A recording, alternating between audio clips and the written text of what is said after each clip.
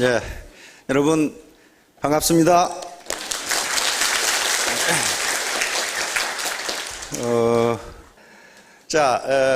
오늘 제가 하려고 하는 얘기는 시간 낭비죄입니다. 시간 낭비죄.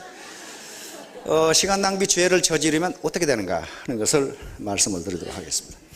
원래 우리가 인생을 80년을 살면은 시간으로 계산해 보세요. 70만 시간이 됩니다.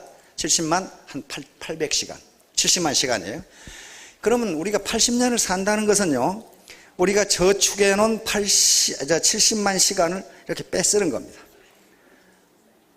한 시간 뺐으면요, 그건 다시 저축할 수가 없어요. 지나가 버려요. 그래서 여기에 와서 강의를 들으시는 이 시간도 사실은 자기가 저축해 놓은 생명을 빼서 쓰는 거예요.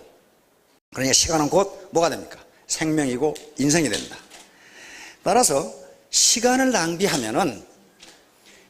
낭비한 죄를 짓게 되는데, 그것이 이 세상에 인간이 지을 수 있는 죄 중에서 가장 무거운 죄라고 기록을 하고 있습니다. 근데 그게 청교도 윤리에서 나오는 건데, 막스 베버라고 하는 19세기 후엽 20세기 초에 세계에서 가장 최고봉의 지식인 중에 한 사람이었던 막스 베버라고 하는 사람의 청교도 윤리와 자본주의 정신이라는 책에 그게 들어있는데, 그것을 빠삐용이라는 영화에서 그 말을 인용함으로써 유명하게 된 겁니다. 빠삐용이라는 영화는 실제로 앙리 살리에리라고 하는 사람이 쓴 전기를 영화한 겁니다. 젊었을 때 건달로 살다가 맨 술집만 돌아다니고 그러다가 포주가 죽었어요. 그런데 이 살인 혐의를 빠삐용이 뒤집어 쓰고 감옥에 갇힙니다. 그 감옥이라는 데가 프랑스 식민지 기아나라고 하는 것인데, 저기 남미에가 있습니다. 그런데 자기는 그 포주를 죽인 적이 없다는 거예요. 그리고 실제로 안 죽였어. 그러나 감옥에 갇혔어요. 그러니까 어때요? 억울하니까 계속 탈옥을 시도를 해. 탈옥을 10번이나 하다가, 탈옥을 할 때마다 어떻게 됩니까? 범죄가 점점 무거워지죠? 탈옥죄가. 그래가지고 탈옥을 계속 꿈꾸면서 잠자다가 자기는 죄가 없다고 생각했는데, 12명의 배심원이 늘어선 재판장에 가니까 포주를 죽였다고 하는 게 네 죄가 아니다 그런 말이야. 인생을 낭비한 죄. The crime of wasted life. 즉 인생이 곧 시간이니까 시간을 낭비한 죄. 너는 그것은 사형에 해당한다 그랬단 말이에요. 그러니까 빠삐용이 자기 죄를 인정합니다. guilty. 유죄군요. 내 인생을 낭비했습니다. 그 낭비한 죄는 징역도 아니고 사형이다 그런 말이에요. 인생을 낭비하면 자기가 자기 자신을 죽이는 거거든요. 시간을 낭비하면 그런 얘기입니다. 자, 빠삐용 요 책 이름입니다. 책. 앙리 살리에리가. 요 사람이 프랑스랑 기아나에 투옥이 되는데, 이 탈옥을 포기를 하니까 계속 탈옥을 하니까 어때요? 밥도 완전히 우리 같으면 된장 국물밖에 안 줘. 밥을 안 줘. 그러면 탈옥을 하려면 어떻게 돼야 됩니까? 체력이 있어야 돼요. 체력이. 그 절에 고도인데 헤엄쳐 나와야 되는데, 그래서 그 어두운 감옥에서 불도 안 켜지니까 지네와 바퀴를 잡아먹으면서 체력을 유지합니다. 그 단백질이에요. 지금 생각하면 그거 어떻게 먹나 그러는데, 여러분들이 감옥에서 탈옥을 해야 된다고 생각해 보세요. 지네도 잡아먹고 바퀴도 잡아먹어야 돼요. 빈곤이라는 감옥에서 탈옥을 한다고 생각해 보라 그 말이야. 그런 고통을 안 겪고 어떻게 나오냐. 자, 여기 보세요. 여기도 꿈꾸는 장면입니다. 자, 여기 지금 지네하고 바퀴를 잡아먹는 장면입니다. 그리고 어때요? 체력을 유지하기 위해서 감옥에서 운동을 하잖아요. 운동을. 안 그러면 탈옥을 못 하니까. 자, 이렇게 정말 빠삐용은 이 가슴에 그려진 나비 문신을 프랑스어로 빠삐용이라고 그런답니다. 버터플라이. 그러니까 나비처럼 자유로운 사람이 되고 싶다는 개념이에요. 이 감옥에서 탈출을 해가지고. 자, 시간 낭비죄. 요게 이제 바로 이 청교도 윤리에서 나오는 얘기인데요. 이 박스터라는 목사 겸 목사이자 저술가이자 사상가인 청교도 윤리학자입니다. 이 양반이 자기 책에서 시간을 낭비한 죄가 인간이 저지를 수 있는 가장 무거운 죄다, 이렇게 규정을 한 거예요. 왜냐하면은 모든 직업은 신이 준 것이다. 절대자가 당신은 이거 하라고 이 직업을 줬다 이 말이에요. 그런데 절대자가 당신에게 준 직업을 소홀히 하고 게으름을 핀다는 것은 그건 신을 모독하는 것이라고 봤어요. 그러니까 게으름을 피우는 사람이 가장 중재다 이렇게 생각한 거예요. 이걸 막스 베버가 인용을 합니다. 자, 게으름을 피면 이렇게 돼요. 이게 빈곤의 감옥에 갇혀가지고, 빈곤의 철장에 갇혀가지고 무직이라든가 실직, 빈곤, 무기력, 자포자기, 분노, 이게 우리가 가치 있다고 생각되는 일을 빈곤은 아무것도 못하게 해요. 사회적인 활동, 친구들 간의 우정, 그 다음에 효도, 자녀들에 대한 교육, 사회적인 봉사, 이걸 무슨 경제적 자유가 있어야 할 거 아니에요. 우리가 가치 있다고 생각되는 어떤 덕목들인데 그걸 못하게 한단 말이에요. 그리고 이쪽으로 끌고 들어가요. 이쪽으로. 그런데 요것은, 빈곤은 이 죄값은 누가 치러야 되냐? 스스로 치러야 된다. 스스로. 아무도 대신 못 해줘요. 우리 속담에 빈곤은 나라님도 구제 못한다 그런 말이 있죠. 그 말이 무슨 말이냐면요, 흉년이 들었다 또는 백성이 가난하다 그러면 임금님이 구휼미를 풀어서 당장은 굶어 죽지 않게 해줍니다. 그러나 그 가난 자체를 구제하지 못한다 그런 말이에요. 언제까지 밑빠진 독에 물 붓는 식으로 정부가 어떻게 계속 구휼미를 주느냐 그런 말이에요. 그러면 가난 구제는 누가 해야 된다? 자기가 할 수밖에 없다는 거예요. 자기가 할 수밖에 없다. 자기가 할 수밖에 없다. 미국에도요, 미국이 세계에서 최고 잘 사는 나라인데 거지가 득식을 해요.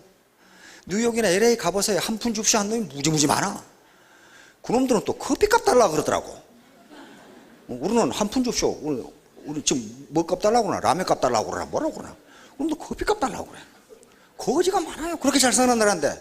그러면 국가는 잘 사는데 개인이 못 산다. 그건 누구 책임이? 자기 책임이. 자, 그러니까 시간을 자기가 낭비하는 것이 중재 중에 중재라면 남의 시간을 뺏는 것은 어떻게 되겠어요? 그건 중재에 아마 곱하기는 몇 배가 된단 말이에요. 남의 시간을 뺏는 거, 야, 나는 남의 시간 안 뺏었는데, 그렇지가 않아요. 남의 시간 뺏는 일이 굉장히 많습니다. 자, 요건 남의 시간을 뺏는 것은, 시간은 곧 생명이라고 그랬으니까, 인생이라고 그랬으니까, 남의 시간을 뺏는 건 남의 생명을 몇 시간 뺏는 거하고 똑같다. 그 말이에요, 지금. 지금 119 장난 전화질 해가지고 얼마 전에 잡혀간 놈 있죠? 그러면 나이가 40 몇 썼던데 천하에 할 일이 없어. 그런 짓만 하고 앉아다니는 거지. 그래가지고 벌금 1,000만 원에 구류 일주일. 아주 대박 썼죠? 대박 썼어. 장난 전화를 하다가. 그거 왜 그래요? 119 우리 이 소방관들이 해야 할 일이 무지무지 많은데 그 시간을 뺏은 거예요. 시간을 뺏으면 다른 일을 못 하잖아요. 불 끄러 가야 되고 범죄 잡아야 되고, 그리고 국가 예산 낭비. 이걸 기회비용이라고 그럽니다.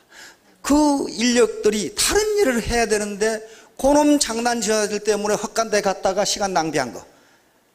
다른 일을 할 수 있는 기회를 상실해 버렸어요. 그렇죠? 그걸 기회비용이에요. 그래서 그건 처벌을 합니다. 그래서 이 시간 도둑질은 엄청난 기회비용을 유발합니다. 그러니까 누구한테 사기를 친다거나 남의 것을 빼앗아 먹는다거나 하는 것은 그 사람 시간 도둑질이에요. 그 사람이 정당하게 번 것을 뺏어 먹는다. 이게 시간 도둑질이란 말이에요. 이건 죄 중에 큰 죄입니다. 그러니까 편법과 불법행위, 이것들이 전부 그래요. 애터미 사업을 하면서도 편법과 불법으로 애터미의 이미지를 흐린다. 그러면 어떻게 돼요? 사업이 잘 안 되잖아요. 죽어라고 시간을 투입하는데 잘 안 될 거 아니에요. 그러면 남은 시간을 불특정 다수의 시간을 뺏는 거랑 똑같아요. 자기 이익을 위해서. 그건 범죄 중에 범죄입니다. 자, 베팅 같은 것도 마찬가지예요. 베팅. N값이 무엇인지 모르는 분이 있을 건데, 하여간 베팅을 해서 자기가 투기 행위를 하면은 수당 지급이 전반적으로 떨어져 버려요. 그건 뭐예요? 다른 사람들의 수당을 뺏어서 자기 주머니에 넣는 거랑 똑같아요. 이건 도둑질 중에 큰 도둑질이에요. 이건 반드시 처벌을 해야 한다. 자, 이제 제일 문제가 리더입니다. 여기서 저는 국가 지도자들만 예를 들었어요. 리더. 가장은 가족의 리더고, 회사의 리더는 경영자들이고, 이런 리더들이 잘못하면은 엄청난 시간을 도둑질하게 됩니다. 이건 죄 중에 중죄 중에 중죄예요. 자, 이런 국가들을 뭐라고 그러냐면 건달 국가라 그래요. 로그스는 깡패 국가라 그럽니다. 지금 후진국들은요, 후진국, 아프리카, 동남아시아, 중남미의 후진국들은 거의 대부분이 깡패 국가예요. 건달 국가, 깡패 국가는 뭘 깡패 국가라고 하냐면 국가 자체가 도둑인 국가, 정부 자체가 도둑인 국가를 건달 국가라고 그러는데 거의 대부분 정부 자체가 도둑이에요. 우리 한국인의 문화 중에 가장 외국인에게 잘 알려진 문화가 빨리빨리 문화죠. 빨리빨리 하는 게 뭐예요? 부지런하다 그 말이거든요. 그거 언제부터 그런 것 같아요? 그건 몇 년 안 됩니다. 몇 년 안 돼요. 고종황제 시대에 외국인들이 우리나라에 많이 왔죠. 비숍이라는 분도 왔어요.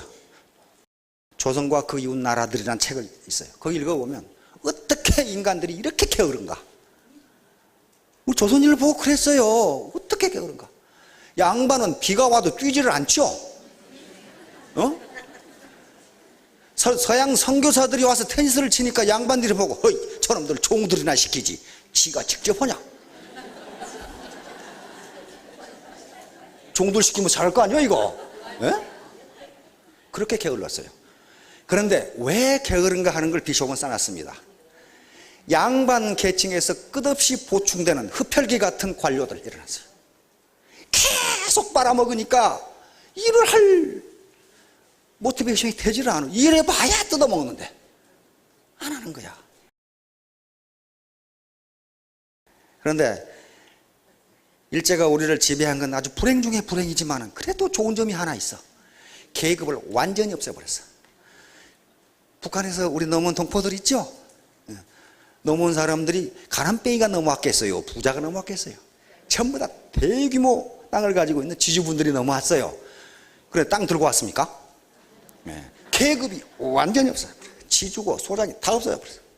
그 다음에 6.25 이게 아주 형편없는 전쟁인데 아주 우리 민족의 비극인데 그래도 하나 기여한 바 있다면 모두가 가난뱅이로 만들어버렸어.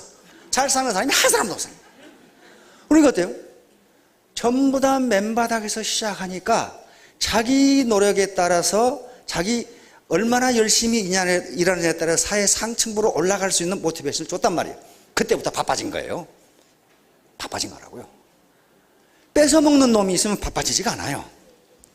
실컷 일해봐야 뺏어가는데 뭐 때문에 일하겠어요. 다음에 나오는 국가들이 그런 국가들입니다. 자, 이 양반은요 하버드 대학에서 후진국의 경제발전 문제를 세계 석학들이 모여서 2주간 세미나를 했는데 그걸 책으로 만들어냈어요. 그게 우리나라에 번역돼 나왔습니다. Culture Matters 그래가지고 문화가 중요하다. 근데 이 양반이 헌팅 20세기의 가장 최고의 지식인 중에 한 사람인데 이 양반이 서문을 쓰면서 아이고 우리 한국 학자들은 가서 구경도 못했는데 느닷없이 서문에 한국과 가나는 이렇게 딱 나와요. 이게 무슨 얘기냐 하면은 60년대 초에 한국과 가나의 경제 상태를 보니까 똑같았다 이 말이야. 오히려 가나가 소득이 높았다. 그런데 90년대 초에 다시 데이터를 보니까 한국은 세계 제14위의 경제대국이 됐는데 가나는 지금 또 그 모양 그 꼴이다. 이걸 어떻게 설명해야 되느냐 하는 게 이걸 어떻게 설명해야 되느냐. 이게 뭐 때문에 그렇다고 보느냐. 모든 객관적 조건은 가나가 훨씬 한국보다 낫다는 거예요. 낫는데 어째서 한국은 이렇게 성장을 했는데 가나는 그 모양 그 꼴이냐. 그래서 결론을 그 원인은 문화라고 밖에는 설명할 방법이 없다 그래놨어요. 한마디 말로 문화인데 한국은 경제가 발전할 수 있는 동력이 어떤 정신적 지주가 있다는 거예요. 다시 말하면 시간선용입니다. 이 양반이 이렇게 글을 쓰니까 오바마 대통령이 또 느닷없이 오바마 대통령이 헌팅턴의 글을 읽은 것 같아요. 오바마 대통령 아버지가 케냐 사람이거든요. 그렇죠? 백악관으로 이 양반이 대통령이 돼가지고 아프리카 청년 지도자들 100여 명을 초청을 해가지고 거기서 연설을 했어요. 연설을 하면서 느닷없이 우리가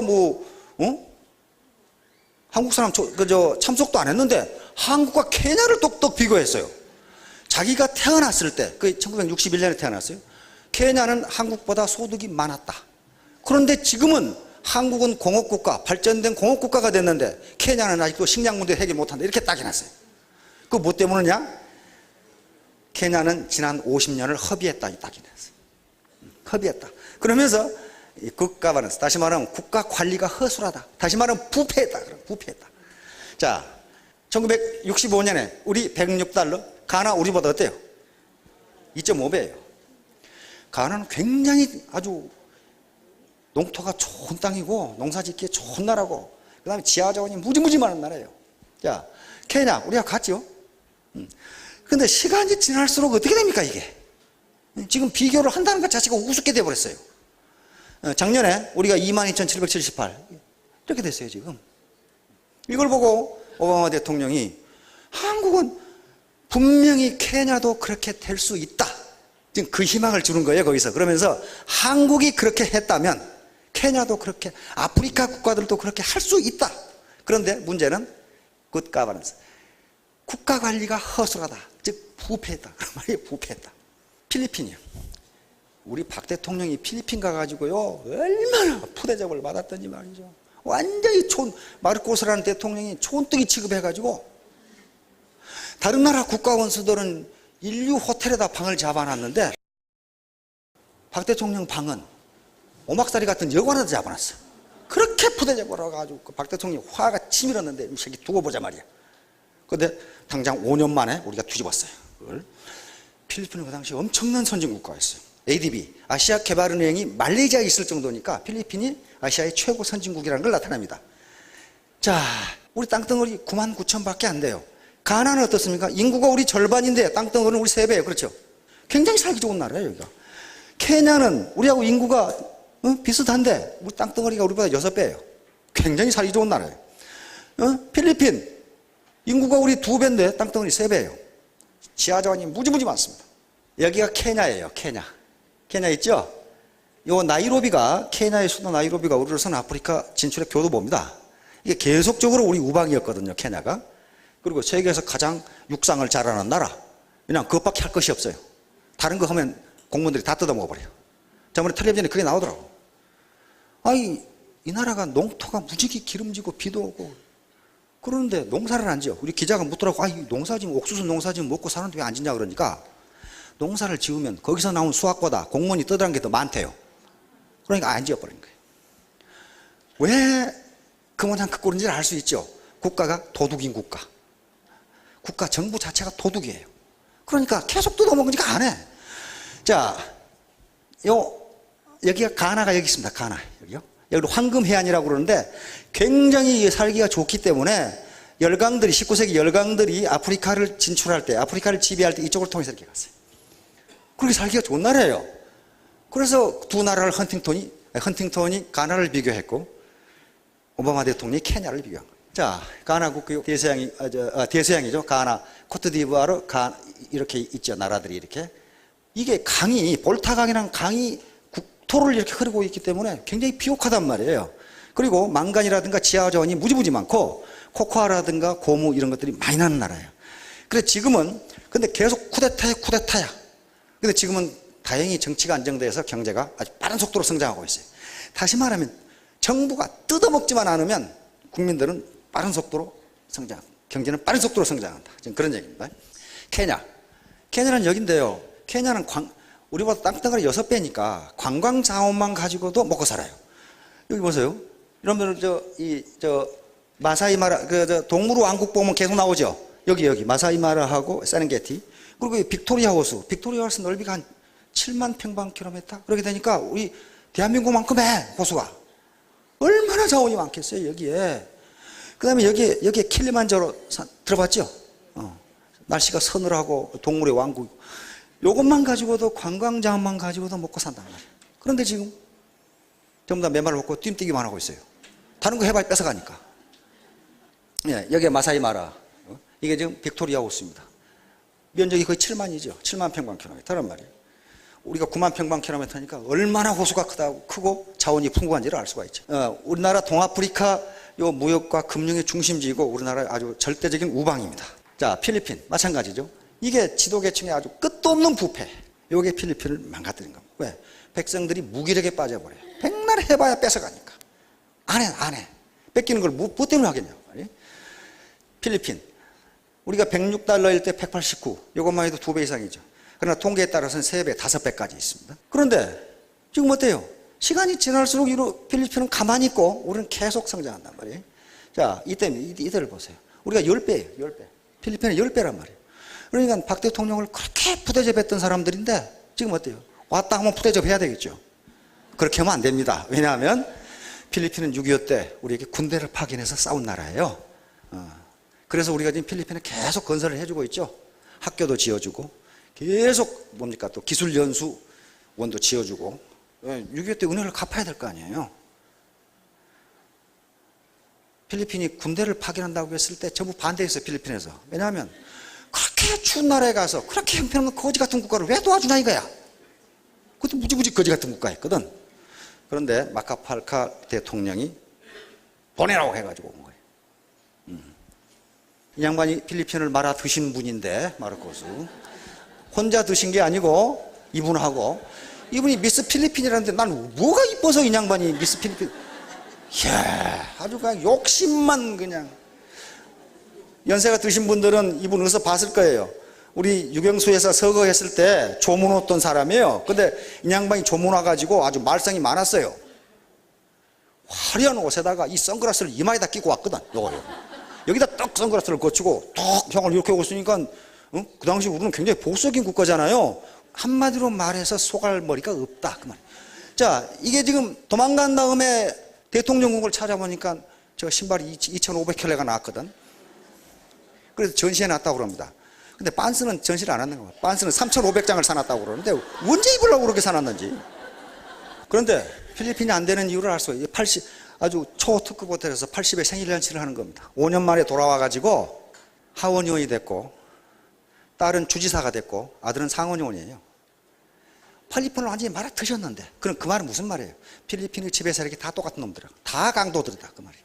자, 참 안타까운 나라가 요 김일성 일가에 이놈들은 정말 옆에 있으면 내가 조인트를 까버려야 되는데 완전히 이 백성들의 시간을 다 뺏어서 과거, 현재, 미래까지 다 뺏어버린 아주 깡패 집단 중에 깡패 집단. 일제에서 벗어나서 경제개발을 시작할 때 어디가 잘 살았어요?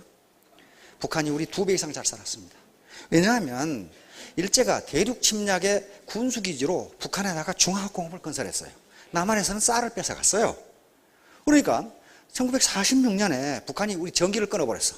분단이 되니까. 전기의 92%를 상실합니다. 전기가 없어 남한에. 아무것도 없어요. 그렇게 돼버린 국가예요. 자, 한번 봅시다. 자, 65년에 요 전기 발전량은요, 그 나라 국민소득과 직결됩니다. 오늘날 전기가 없이 공업을 한다? 상업을 한다? 안 되죠. 그래서 전기가 얼마나 그 나라에서 전기가 얼마나 생산되느냐, 그걸 보면, 아, 그 나라의 산업 능력이 어느 정도라는 걸 알게 됩니다. 자, 65년에, 어때요? 우리 3배예요. 발전소가 우리 3배라고, 이게 북한이. 그러다가 우리가 겨우 따라잡은 게 언제예요? 10년 뒤에 따라잡죠. 그러다가 그때부터는 계속 이제 2010년에 오면은 어떻게 됩니까? 우리가 10배. 10배인데 이건 시설 용량이고 요건 이제 발전량이 실제로 발전소가 돌아가느냐 하는 문제예요. 이건 어떻습니까? 20배. 그러니까 이거 보세요. 이게 늘지가 않죠? 이게 늘지가 않는다는 것은요. 북한의 산업 능력이 60년대 그대로 있다 그 말이에요, 지금. 전기가 없는데 뭘 가지고 생산을 해요? 전기가 없는데. 예. 이게 뭐예요? 지배 집단이 백성들의 현재와 미래, 과거와 현재, 미래 시간을 몽땅 뺏어버린 거예요. 우리하고 역사가 같고, 문화가 같고, 말이 같고, 사고방식이 같은 사람들이에요. 북한 사람들 게으릅니까? 정말 전투적으로 일하죠. 전투적으로 일하는데 나오는 게 아무것도 없다. 자, 소득을 봅시다. 인구 소득. 자, 1인당 소득을 봐요. 60년에 누가 잘 살아요? 잘 살죠. 일제 잔재입니다. 일제가 이렇게. 우리가 북한의 소득을 따라잡은 게 5개년 계획 2번 추진하고 1971년에 따라잡았어요. 그렇죠. 그러니까 1970년 이전에는 북한이 우리보다 잘 살았어요. 그런데 그 앞에 사람들은 북진 통일만 예치고 앉았었는데 그 말도 안 되는 소리예요. 무슨 잘 살아야 북진 통일을 나발을 불던 절 거 아니에요, 지금. 자, 다음 보세요. 이제 점점 갭이 벌어집니다. 1970년, 80년대 여기 보세요. 70년대, 80년대가 굉장히 중요한 시기였어요. 중진국으로 도약할 수 있는 기회였는데 북한은 시간을 낭비했습니다. 그 지배 집단이 시간을 뺏어간 거예요. 우리는 시간을 활용을 했어요. 자, 소득이 이렇게 가서 어떻게 됩니까? 이건 그대로 가만히 있어요, 지금. 가만히 있어요. 시간 낭비죠. 자, 보세요. 세계에서요, 북한의 경제 성장인데 연 9년을 마이너스 성장한 나라는 지구상에 북한 하나밖에 없어요. 이렇게 될 수가 없어요. 어떻게 연 9년을 마이너스 성장을 하나? 그 말은 뭘 의미하냐면 경제가 붕괴돼 버렸다는 거예요. 그러면 이때 플러스로 돌아서는데 성장 동력이 돌아선 게 아니고 하도 밑바닥까지 내려가니까 더 내려갈 데가 없어. 그러니까 풍년이 들면 생산이 조금 더 되고 흉년이 들면 안 되고 지금 그 판국이에요. 자, 우리가 2만 불이 넘어갔는데 1000불이에요. 1000불.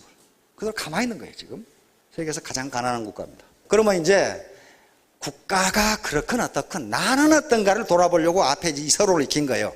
나는 어떤가? 작년 2011년 한국은행 통계에 의하면 우리의 1인당 국민 총소득 1인당 지하에는 2,492만 원입니다. 국민 각자가 2,422만 원이에요. 작년에. 그런데 이게 자기 주머니에 다 들어오냐 들어오지가 않아요. 왜냐하면 이런 것들이 있습니다. 뭐가 있냐면은 회사가 법인세 내야죠. 세금 내야죠. 사내 유보라는 게 있습니다. 회사가 급할 때 쓰기 위해서 이익 중에 나눠주지 않고 가지고 있는 돈이 있어요. 그 다음에 사회보장 기여금이라는 게 있습니다. 이런 국민 연금 내야죠. 그 다음에 의료보험 내야죠. 무슨 보험료, 산재보험 보험료 내죠. 보험료 잔뜩 내죠. 그건 자기 돈 아니에요. 거기다가 개인 소득세가 있어요. 그거 빼고 나면은 이 국민 총소득 중에서 자기 주머니에 들어오는 소득이 국민 개개인의 주머니에 들어가는 소득이 약 55% 돼요. 55%면 그게 1,371만 원이에요. 그래서 이게 평균입니다. 혹시 혼자 사시는데 작년에 내가 1,371만 원 벌었다. 그럼 딱 중앙이에요, 그게. 그보다 더 번 분은 혼자 사는데 내가 국민 평균보다 더 일을 열심히 했구나. 그렇게 생각하시면 돼.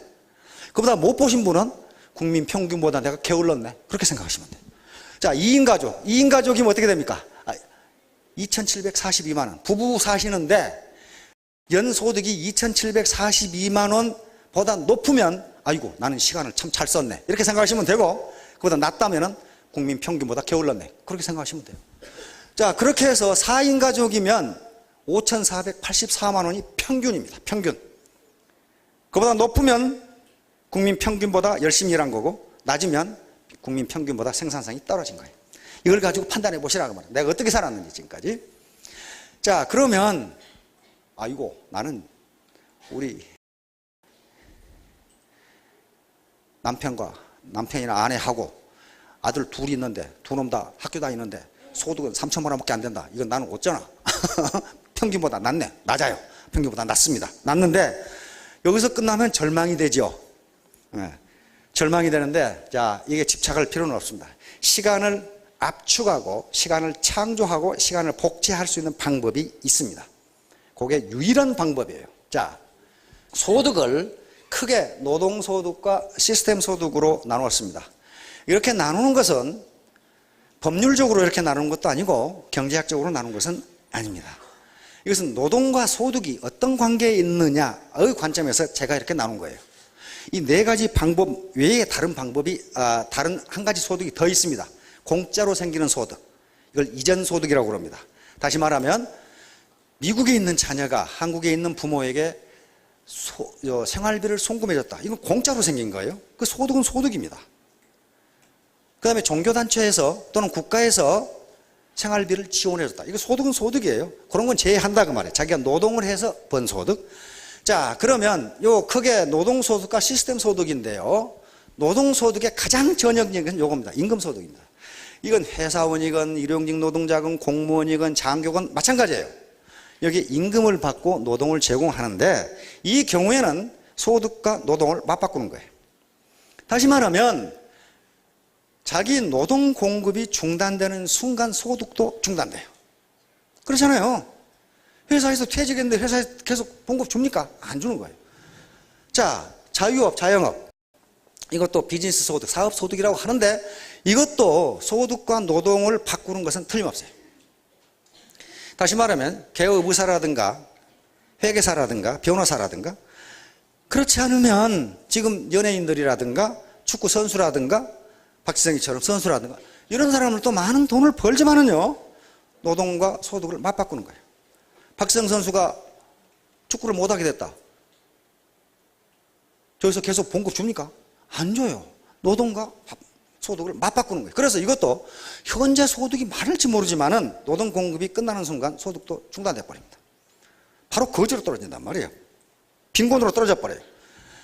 자, 그래서 임금 소득과 요 자유업 또는 자영업에서 젊어서 일해가지고 무엇 때문에 일을 하느냐? 요 4번을 축적하려고 해요. 자본 소득을 얻기 위해서 축적합니다.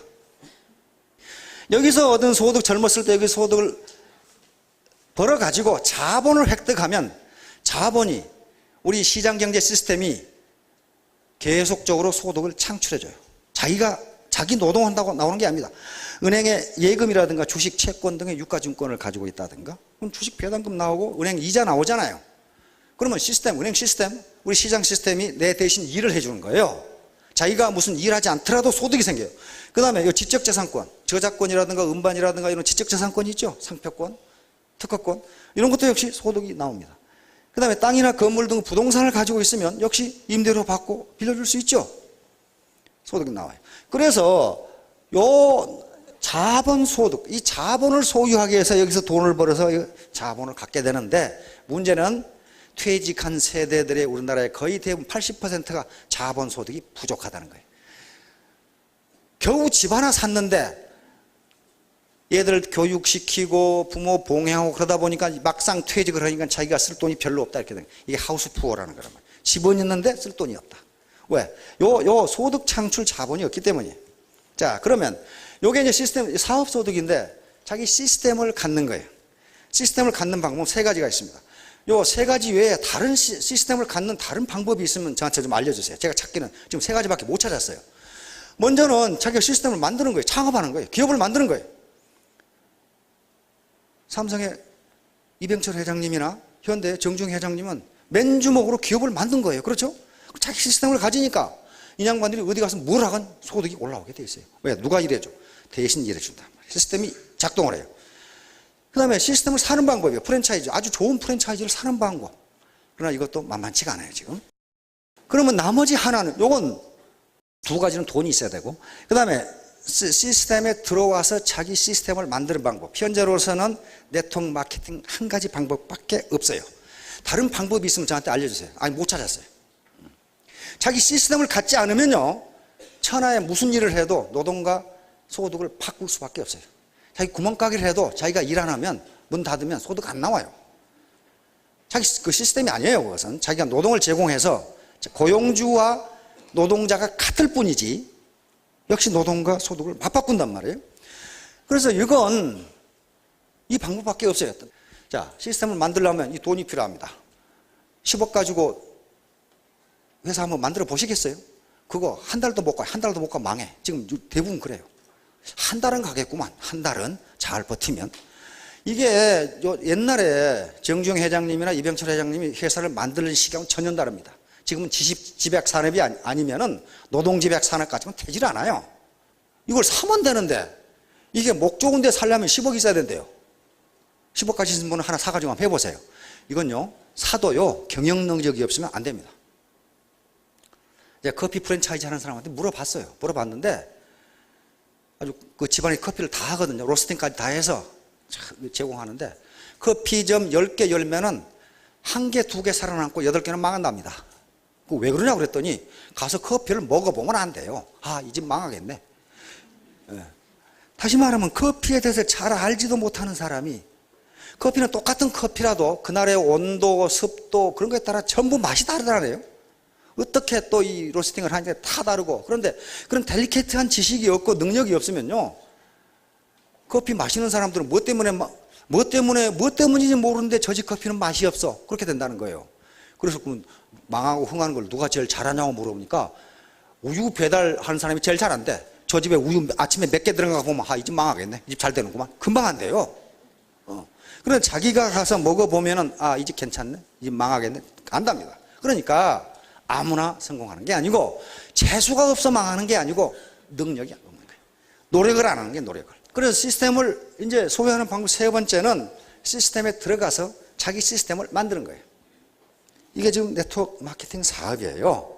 특히 애터미 같은 경우는 진입비가 없어요. 지가 하고 싶으면 하고 말고 싶으면 말고 해요. 또 나가고 싶으면 나가고 말고 싶으면 말고. 그러니까 시스템에 들어와서 자기 시스템을 만들 수 있느냐 없느냐 하는 거예요 지금.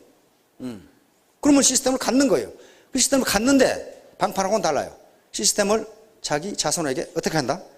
상속이 가능해요. 지금 그런 분들 여기 와 계시죠? 남편이 이거 하니까 그냥 잡아먹으려고 그러고 말이야. 그래서 이거 한 번도 안 해보신 분인데 갑자기 돌아가셨어. 사고로. 근데 지금 열심히 나오셔요. 왜냐하면 남편 수당이 800만 원이었거든. 자기는 열심히 일해서 한 달에 150만 원 벌었는데 남편을 욕을 바가지로 퍼부었는데 남편 수당을 보니까 800만 원이요. 왜 그게 가능해요? 상속이 가능하잖아요. 상속이 가능하니까 그게 가능해요. 자, 그래서 이제 문제는요, 시스템을 자기가 만들 수 있느냐 없느냐. 그 다음에 자기가 이 시스템에 들어올 거냐 말 거냐 하는 것은 스스로 결정해야 됩니다. 자, 요거예요 이제. 시간 복제라는 것은 요 네트워크 마케팅, 문자로 네트워크, 휴먼 네트워크입니다. 인간 그물망이기 때문에 혼자 하는 게 아니에요. 여러 사람이 100만 명이 같이 일을 하기 때문에 내가 1시간 일하면 100만 시간 일하는 거 똑같다. 그 말. 시간을 압축하고 시간을 창조하고 시간을 복제한 거죠. 요 세 말은 다 똑같습니다. 똑같습니다. 내 밑에서 100사람이 일했다. 그러면 내가 1시간 일하면 100시간 일한 거랑 똑같다 그 말이에요. 그럼 이건 시간 창조고 100시간 일할 걸 1시간 일했다. 시간 압축이고 내가 일하는 것도 똑같이 일했다. 시간 복제예요. 똑같은 말입니다. 이게 말을 물가로 끌고 갈 수는 있지만은 물을 먹는 것은 지가 알아서 해야 돼요. 어디 강제로 말한테 물 먹여본 사람 있어요? 안 먹습니다. 절대로 안 먹어요. 안 먹습니다. 그러니까 여기까지 어떤 지인이나 스폰서 또는 뭐 어떤 정보를 가지고 보고 오셨는데 이 사업의 시스템에 들어와서 내가 시스템을 만들 것이냐 말 것이냐는 그건 지가 알아서 해야 돼요. 자기가 알아서 해야 돼요. 이게 셀프 리더십입니다. 자기가 자기를 리드해야 되지 결코 누가 강요해서도 안 되고 강요한다고 해서도 안 되고 자기 판단에 의해서 해야 된다. 셀프 리더십입니다. 지금 국가나 경제 발전 다 마찬가지예요. 그래서 이제 애터미의 이런 네트워크 사업의 비밀은 바로 스폰서십과 파트너십입니다. 이 두 개는요 똑같은 말이에요. 왜냐하면 누구도 나는 스폰서이고 저 사람은 파트너이고 그런 게 없어요. 스폰서이자 곧 파트너예요. 자기 위에 누군가가 있잖아요. 그렇죠? 그렇기 때문에 요게 서로 시간을 낭비하지 않고 쓰는 방법은 스폰서가 자기의 노하우 그 다음에 이런 것들을 컨설팅을 해주고 도와주고 어려운 사람이 있으면 도와주고 이렇게 상부상조하면서 같이 가는 거예요. 그러면 그게 도와주는 게 스폰서에게 해롭냐? 그렇지가 않아요. 자기에게도 이익이 된단 말이에요. 상호이익이에요, 상호이익. 이런 것들 때문에 낱낱을 보면 능력이 없는 것 같은데 모아놓으면 힘을 발휘하는 현상. 이걸 초유기체라고 그럽니다. 슈퍼 오가니즘이라고 그래요. 여기서 나오는 게 집단지성입니다. 자, 이게 흰개미입니다. 하버드 대학의 생물학 교수였던 윌리엄 모튼 슐러 박사가 흰개미를 연구하다가 흰개미 하나에 이렇게 생겼어요. 이게 무슨 힘이 있겠어요, 이거? 이게 6mm밖에 안 돼요. 지금 확대해서 그렇지. 6mm밖에 안 되는데 요걸 만든다 그런 말이에요, 요걸. 요게 6m, 7m 되는 거예요. 어떻게 이렇게 만들었냐 말이에요. 어떻게? 흰개미 이 집에 공조 시스템을 보니까 에어 컨디셔닝 시스템이 기가 막히게 되어 있는 거예요. 기가 막히게. 지금 요걸 가지고 설계한 건물들이 많아요. 오스트리아 국회의사당이라든가 아프리카의 집들이 이렇게 하니까 연료비가 3분의 1로 다운돼 버려요. 얼마나 공기 유통이 잘 되는지. 요거 흰개미 머리에서 나온 겁니다. 흰개미 아까쯤에 그거. 그래서 슐러 박사 깜짝 놀랐어요. 이게 뭐냐 이게. 다시 말하면 개개 유기체 하나를 띄워놓고 보면 아무 능력이 없는데 그 유기체가 모여서 하나의 거대한 유기체를 만드는 경우. 그러니까 거대한 유기체라는 게 뭐예요? 마치 자기의 개성을 죽이고 내가 이 집단에서 해야 할 역할이 무엇인가 그 역할만 했을 때 이런 힘이 나온다고 그랬어요. 그래서 그것을 슈퍼 오가니즘, 초유기체 이렇게 말하고 거기서 나오는 지성을 집단지성, 컬렉티브 인텔리전스 이렇게 말한 거예요. 자, 그래서 지금까지 연구에 의하면 어떤 개별지성도 집단지성을 능가할 수가 없습니다. 대중은 무지한 것 같지만은 거기서 발현되는 집단지성은 어느 누구도 능가할 수 없다. 다시 말하면 가장 전형적인 예가 북한과 대한민국이에요. 자, 역사 같이, 말 같이, 인종 같이 다 같아요. 문화 같이 다 같은데 우리는 집단지성을 발휘했고 북한은 엘리트들이 소수의 지성, 개별지성 가지고 국가를 통치한 겁니다. 누가 이겼어요? 집단지성은요 무지한 것 같지만은요 거기서 중지라는 게 나옵니다. 중지. 자, 그래서 애터미 사업에서 성공하기 위해서는 아까 자기를 죽이고 초유기체를 만들면 거기서 시너지 효과가 나옵니다. 집단지성이 나와요. 자, 여기 이제 결론적으로 일근 천하문안사, 이건 정주영 회장님의 모토입니다. 생활 철학이에요. 지금 현대가의 모토가 이게 되어 있습니다. 한결같이 부지런하면 세상에 어려운 일이 없다. 게을러 빠져가지고 행운만 바라면 행운이 오지를 않아요. 그 다음에 진인사대, 이것도 정주영 회장님이 직접 쓰신 자기 좌우명이에요. 사람으로 할 일을 다 하고 운을 바라든지 뭐 그렇게 해라, 그런 얘기예요. 자기 할 일도 안 하고 나는 운이 없다, 그런 소리 하지 말라. 자, 하늘은 스스로 돕는 자는 미국에 있는 거죠. 요걸 항상 염두에 두세요. 왕우장상 영의종. 요것은 사기에 나오는 얘기입니다. 왕, 그 다음에 제후, 장군, 재상이 어떻게 씨가 따로 있느냐. 그 말은 부자의 씨가 어떻게 따로 있느냐, 이렇게 바꿔보란 말이에요. 씨가 따로 없어요. 우리나라 부자 조사해 보면요, 몇 가지 유형이 있는데, 상속형 부자, 부모로부터 많은 재산을 물려받아 가지고 부자로 사는 사람, 이게 5%랍니다. 텔레비전에 맨날 그런 사람만 나오니까 부자는 다 그런 줄 아는데요, 그 5%밖에 안 돼요. 한번 생각해 보세요. 5%만 안 되겠죠. 두 번째는 혼인형 부자, 마누라 잘 만나가지고 부자 된 사람들이 있어요. 이게 혼인형 부자예요, 이게. 그러니까 맨날 집에 가면 마누라 구박하죠. 어이구, 나라 어떻게 저 사람을 만나가지고. 그런데 마누라 잘 만나서 부자 된 사람은 또 집에 가보면요, 계속 마누라한테 구박당해요. 그렇죠? 차라리 그거 안 하는 게, 그게 5%예요. 그 다음에 전문가형 부자가 있어요. 전문가형. 선천적으로 탤런트를 타고난 사람들이 있죠. 예를 들면 우리 박지성, 부자죠. 아니 뭐 50억씩 받는데 부자죠. 그 다음에 김연아, 1년에 수백억 벌죠. 소녀시대 수백억 벌죠. 탤런트를 가지고 있는 사람들이 있어요. 그 다음에 의사라든가 변호사, 의사 변호사 다 잘 사는 거 아닙니다. 탤런트를 가진 사람만 잘 살아요. 그런 전문가형 부자가 30%랍니다. 그러면 합하면 몇 퍼센트? 40%. 나머지 60%가 뭐냐 하면은 자수성가형 부자로 돼 있어요. 무지무지 노력해가지고 창의적으로 열심히 일해서 부자가 된 사람들이. 그러니까 여러분들은 지금 혼인형 부자가 되기는 조금 지금 어려우실 것 같고, 또 그 다음에 부친께서 뭐 재벌이 되는 것도 좀 그렇고, 그렇죠? 그 다음에 지금 무슨 피겨스케이팅을 한다든가 그래가지고 좀 하기도 좀 그렇고, 그러면 나머지 60%가 자수성가형 부자예요. 그리고 시간을 압축하고 여기 나오신 분들처럼요, 창조할 수가 있어요. 지금까지 낭비했다면 시간을 압축하고 창조할 수가 있습니다. 이 사람들이 그렇게 한 사람들이에요, 지금. 자, 함께 가요. 그래서 혼자 독불장군식으로는 절대로 안 된다.